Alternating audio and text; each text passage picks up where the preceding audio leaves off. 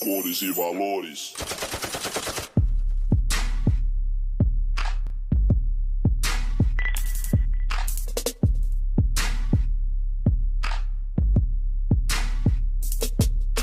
Somos o que somos, somos o que somos, somos o que somos. Cores e valores, cores e valores, cores e valores. Somos o que somos. Meu nome é Stephanie. Meu nome é Jennifer. Dilma GPS. Oi, gente, meu nome é Larissa. Eu sou o Matheus. Meu nome é Marcos Martins. Bom, então eu sou o Léo, Leonardo.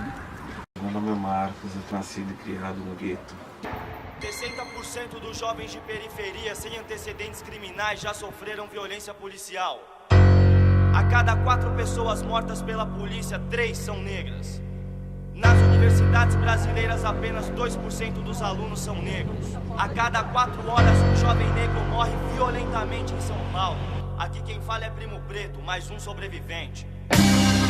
Uma vez meu pai veio me buscar na escola e a gasolina do carro acabou. Ele me deixou, ele me ligou e pediu pra eu descer aqui na segunda rua, debaixo aqui do Pio, pra ficar no carro pra ele comprar gasolina, ouvindo música e cantando.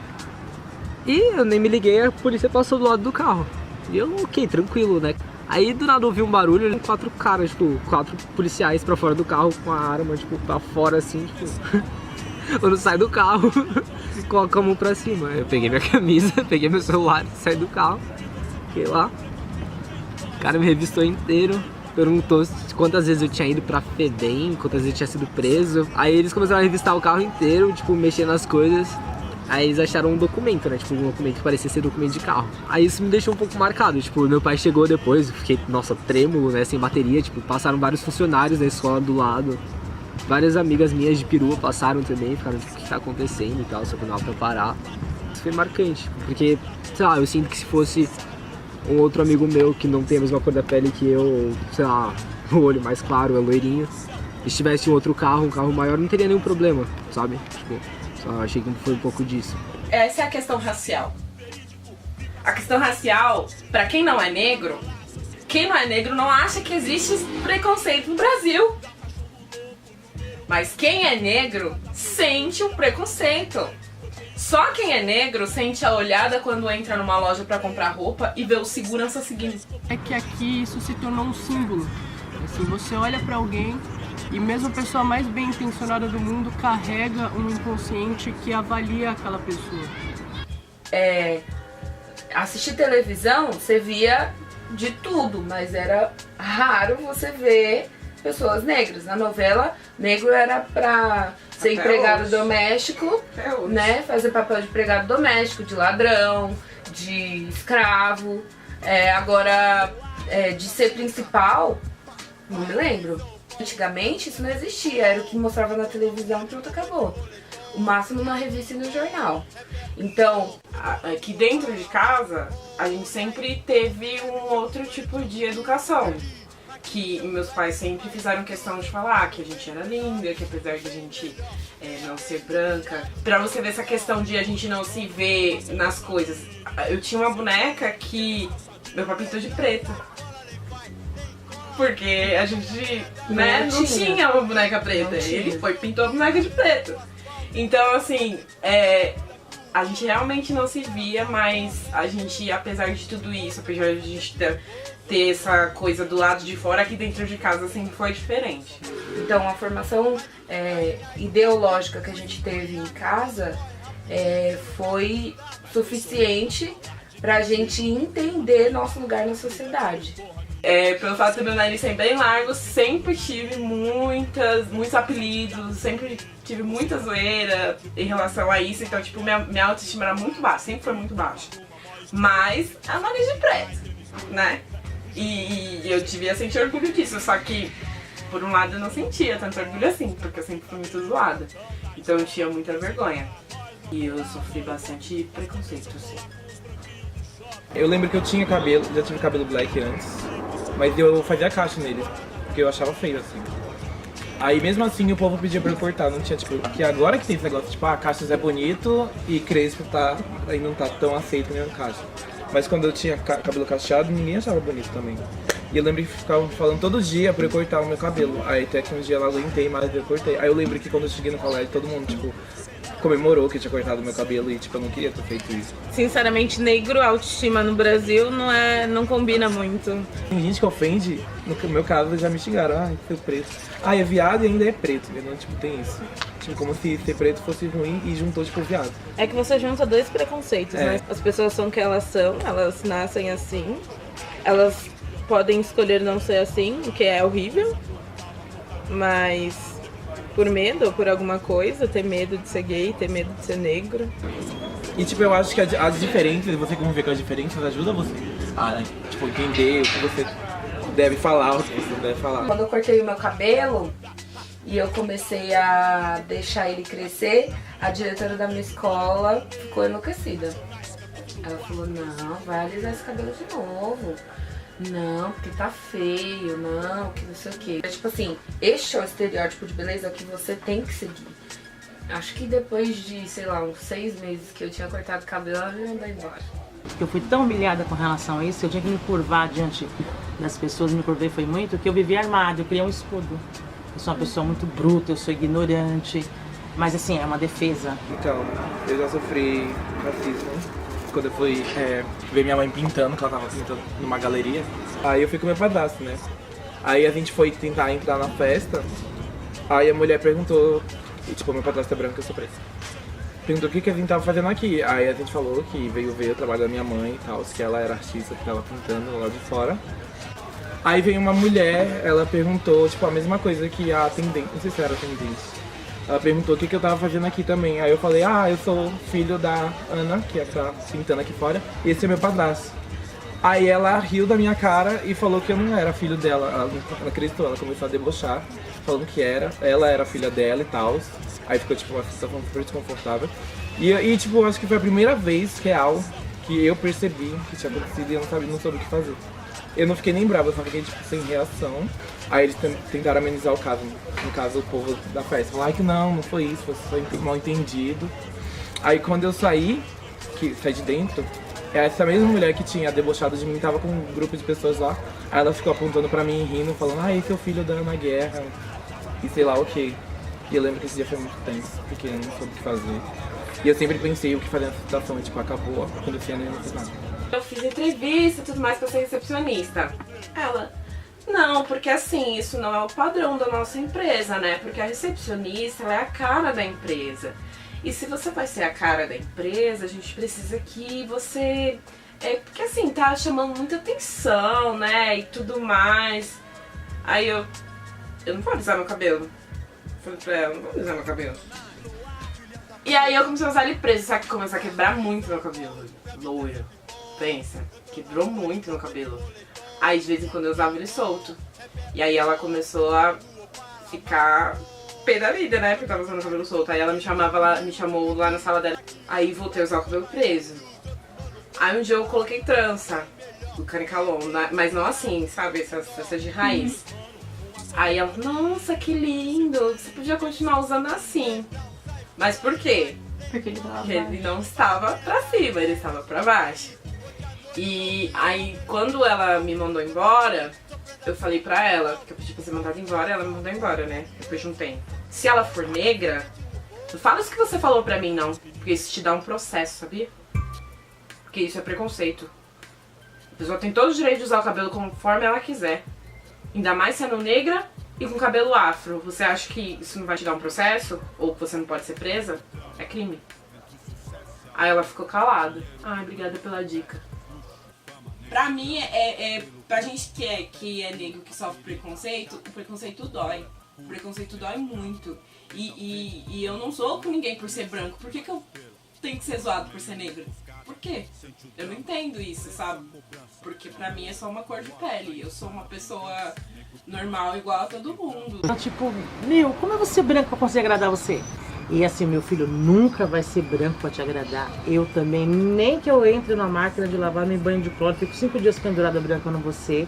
Então, ou você me aceita, ou você me aceita. Eu sou considerada muito clara pra ser negra. Então... E muito escura pra ser branca. Exato. Eu sou tipo aquela branca meio queimadinha. Eu acho que isso já é ruim, né? Falar que você é Você não é nem branco nem negro, você é um meio termo. Mas eu acho que é isso que eu ia falar, tipo, deve ser muito ruim, porque você não é um nem outro. E ainda, tipo, ambos lados ficam tentando te diminuir. Eu acho que eu fui começar a pensar nesse negócio de cor e tudo mais 2 anos atrás, mais ou menos. Porque eu sempre achei que eu era branca e eu sempre segui, né? Tipo, os meus pais são brancos, eu sou branca, né? Tipo, nunca tinha parado pra pensar. E aí quando eu parei, eu falei, ok, não tenho a cor dos meus pais, não tenho o cabelo dos meus pais, não tenho os traços dos meus pais, eu sou diferente. Então, quando eu tive 20 anos, que eu fui me percebendo como negro, assim, foi um início, mas se perceber negro em geral é um processo. Eu acho que tem as pessoas que são obrigadas a perceber e as que não se percebem e precisam descobrir isso. No ensino médio, comecei a aprender mais as coisas e daí eu falei, caralho, não tem problema em ser negro. E ouvir música negra, isso me ajudou bastante a me olhar e falar, caralho, eu sou assim também, tipo, isso faz parte da minha cultura, isso também sou eu. Eu acho que a mídia, ela é racista por uma herança de costumes. Eu acho que é isso que faz com que a mídia seja racista, né? Então, ela herda o pensamento europeu de achar que o mundo branco é o normal e o correto e o melhor, né? O bom, belo, verdadeiro é ser branco, assim, né? Ela herda esse costume, então tudo que ela constrói é feito em cima disso. Agora, ao mesmo tempo, quando a gente fala da mídia, eu acho que a gente esquece de uma parte importante na história do Brasil, que é a música. E os negros têm uma importância fundamental para isso, assim, porque a hora que o Brasil começa a se considerar Brasil é a hora que ele pega a música negra africana e começa a misturar com a música europeia, né? A música foi um lugar de potencial para os negros e isso eu acho que é reconhecido. É importante reconhecer isso. Então, ao mesmo tempo, quando eu vejo os negros na mídia, assim, e quase que inconscientemente a mídia fez isso, você percebe como eles sempre tiveram elementos de saúde para viver bem em meio a uma catástrofe. Eu acho que isso que é impressionante no signo negro, na história desse país e dos Estados Unidos também. Eu acho que o rap, ele entrou na indústria cultural, ele entrou na mídia, né? Acho que tiveram algumas pequenas apropriações, mas que não foram significativas, porque ele manteve a característica dele de protesto, né? E até hoje o rap conservou isso. A pichação eu via sempre como uma manifestação. É um manifesto que, tipo, a gente não é obrigado a aceitar tudo que o sistema impõe. Através da pichação a gente fala muita coisa também. A cultura não é só sujar a cidade, através das pichações tem muita coisa que o povo oprimido quer dizer. Saía com os amigos, a gente fazia uns grafites, era uma coisa que era viciante até, né? Depois que você faz o primeiro muro, você não quer parar mais, porque tem essa coisa da manifestação, né?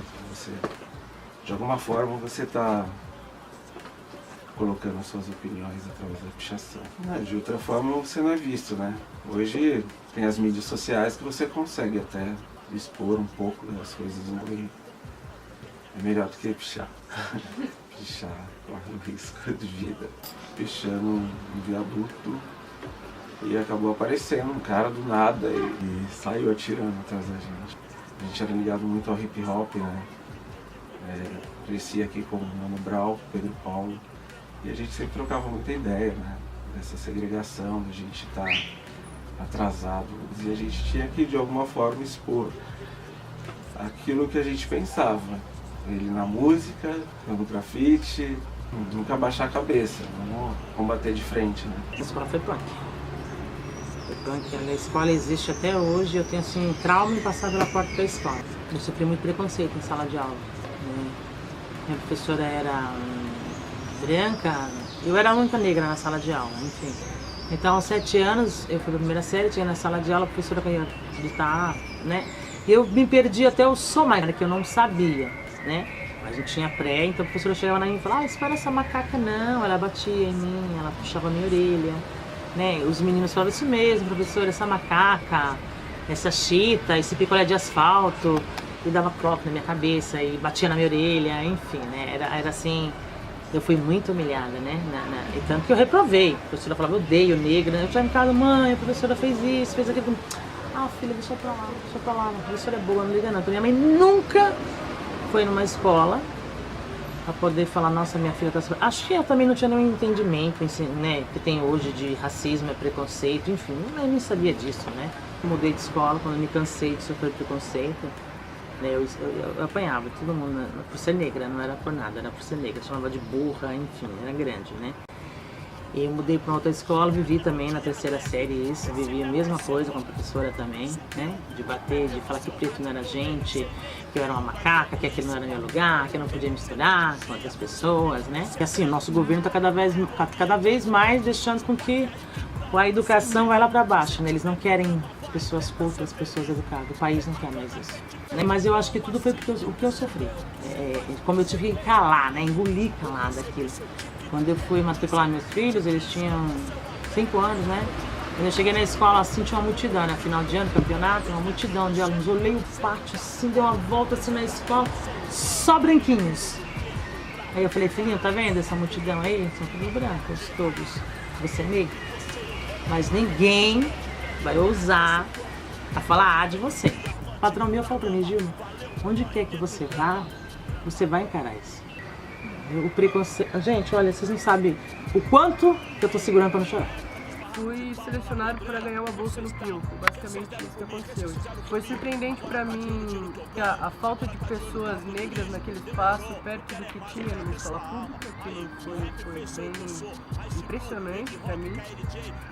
E a diferença de jeito de viver, porque a primeira coisa que aconteceu foi um conflito de realidades. Foi um conflito de realidades. Se agora, por exemplo, se eu não tivesse mais a bolsa, provavelmente estaria no colégio público, provavelmente estaria estudando perto de casa, provavelmente seria outra pessoa. Então, por um lado, isso foi muito bom, porque minha vida mudou totalmente. Eu acho que as cotas são uma medida pequena, mas necessária para o país. O que eu acho que as pessoas esquecem é que o país tem uma história de 400 anos de escravidão. Né? Eu acho que as cotas são uma medida pequena perto dessa herança que a gente recebeu de 400 anos, né? Além do que a gente não conta que no século XX a gente não tomou nenhuma medida a respeito. Então, são 400 anos de escravidão e 100 anos de nenhuma tentativa de reparo a respeito disso. Questões que estão na mídia e que são debatidas e que pouco a pouco vão ganhando força. Sabe, estão muito novos, os movimentos são novos ainda, tipo, estão se estruturando. Então, o que parece ser uma bagunça, na verdade, é estruturação. Nossa, pergunta difícil, hein? O que seria ser negro no Brasil? Ser negro é meio que um rótulo, porque todo mundo é negro no Brasil. Também é você aprender a lidar com as diferenças que as pessoas ainda não aprenderam a lidar. Para você ser negro, você tem que ser 2 vezes melhor, né? E você vai ser 2 vezes melhor como? Se você tá 100 anos atrasado. Porque as pessoas te humilham pelo que você é, né? Pelo que você está apresentando. E a cor é tudo. A cor é o cartão de visita para as pessoas. Ser negro do Brasil depende do tom da sua pele. Tipo, se você é um negro mais claro, se você é um negro mais escuro. O que meu pai passa, meu pai é mais escuro que eu. O que meu pai passa é diferente do que eu vou passar. Ser negro de pele clara é você ao mesmo tempo ser um pouco subjugado pelos negros mais escuros por não ser negro o suficiente, não ser branco o suficiente, ser um pouco de cada. Que ser negro é ser outro. Outro com um O maiúsculo, assim como a Simone de Beauvoir diz o segundo sexo, eu acho que seria a segunda pele, a segunda etnia, o segundo fenótipo. É ser outro, ser diferente. Eu acho que tem coisas boas e muito ruins nesse processo, mas o grande porém eu acho que ser negro também é uma chance. Eu acho que ser negro é uma chance de ser grande, é sempre uma chance de ser forte e de ser belo. Negra e lésbica. Desde pequena já sofria, até brincando com as meninas. O problema era outro e a galera ria. Nem mamãe, nem filhinho. Você vai ser a moça que faz a faxina. Não tem como se esconder, nem decidir quando contar. Não me deixaram estudar, batalhar, quem dirá escolher com quem casar? Se na rua me olham torto, não é o cabelo nem o bermudão. Eu sou vista como um todo, sou preta e sapatão. Como assim, garota? Além de negra, agora é lésbica? Se toca, isso não tá certo. Pior que sair do armário é nascer com ele aberto.